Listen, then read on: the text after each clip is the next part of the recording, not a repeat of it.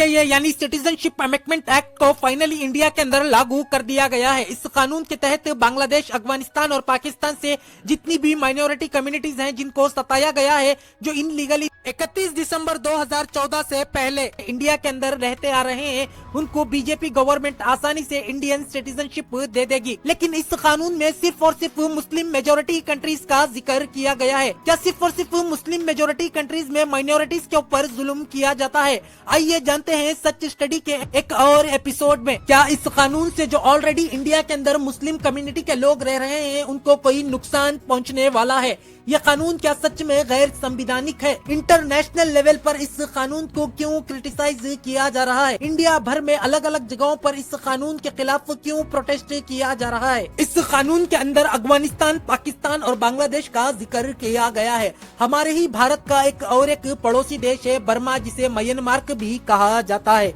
इस कंट्री के अंदर ज्यादातर लोग बुद्ध रिलीजन को फॉलो करते हैं, लेकिन यहाँ पर और एक माइनॉरिटी कम्युनिटी है जिनको रोहिंग्या मुसलमान कहा जाता है। रोहिंग्या मुसलमानों के ऊपर बर्मीज मिलिट्री ने हद से ज्यादा जुल्म किया। 25,000 से भी ज्यादा बेगुनाह रोहिंग्या मुसलमानों को तड़पा तड़पा कर मार दिया। बहुत सी मुस्लिम औरतों का गैंग रेप तक किया, जिसके बाद बहुत से रोहिंग्या मुसलमान थाईलैंड, बांग्लादेश और इंडिया में आकर बस गए। आज हिंदुस्तान के अंदर बहुत से रोहिंग्या मुसलमान रेफ्यूजी बनकर जी रहे हैं। अगर मोदी जी को इंसानियत का मसीहा बनने का इतना ही शौक है तो इन लोगों को आखिर सिटीजनशिप क्यों नहीं दी जा रही है? क्या ये लोग इंसान नहीं हैं? बर्मा के अलावा चाइना भी एक इंडिया का पड़ोसी देश है। आज करीब 1 लाख से भी ज्यादा तिब्बतियन बुद्धिस्ट इंडिया के अंदर रेफ्यूजी बनकर जी रहे हैं। बात है 1950 की। इस वक्त इंडिया और चाइना के बीच में कोई बॉर्डर एग्जिस्ट ही नहीं करता था, बल्कि एक देश हम जिसे तिब्बत के नाम से जाना करते थे वो एग्जिस्ट करता था। चाइना ने 1950 में फोर्सफुली इस देश के ऊपर कब्जा किया। इस देश ने चाइना की सोवेरेनिटी को मान लिया, लेकिन इस देश के अंदर इसी देश के कायदे कानून चलते थे। देश चाइना का एक ऑटोनॉमस रीजन बना, लेकिन 1959 में चाइना ने इस देश के सुप्रीम लीडर दलाई लामा को बिना किसी सिक्योरिटी के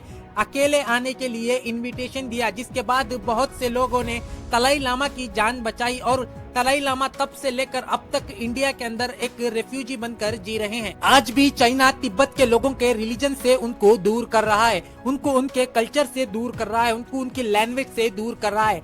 कोई तिब्बत का बुद्धिस्ट अगर इंडिया के अंदर आकर सिटीजनशिप लेना चाहे तो क्या उसे इतनी ही आसानी से सिटीजनशिप इंडियन गवर्नमेंट दे देगी? चाइना का ही एक दूसरा इलाका जिसे शिनजियांग प्रांत के नाम से जाना जाता है, इस इलाके का नाम 1949 से पहले ईस्ट तुर्किस्तान था। यहाँ पर मुस्लिम मेजोरिटी पॉपुलेशन में रहा करते। ये वही इलाका है जहाँ पर वीगर मुस्लिम कम्युनिटी रहती है। वीगर मुसलमानों के ऊपर शायद ही ऐसा कोई जुल्म होगा जो चाइना ने ना किया हो। मुसलमानों की जबरदस्ती दाढ़ी कट करना हो या बुलडोजर से उनकी मस्जिदों को तोड़ना, जबरदस्ती मुसलमानों को सुअर का गोश्त खाने पर मजबूर करना या फिर जबरदस्ती शराब पिलाना, क्या कोई वीगर मुसलमान इतनी ही आसानी से इंडियन सिटीजनशिप को ले सकता है? चाइना और बर्मा के अलावा श्रीलंका के अंदर भी माइनॉरिटी कम्युनिटीज के साथ डिस्क्रिमिनेशन किया जाता है।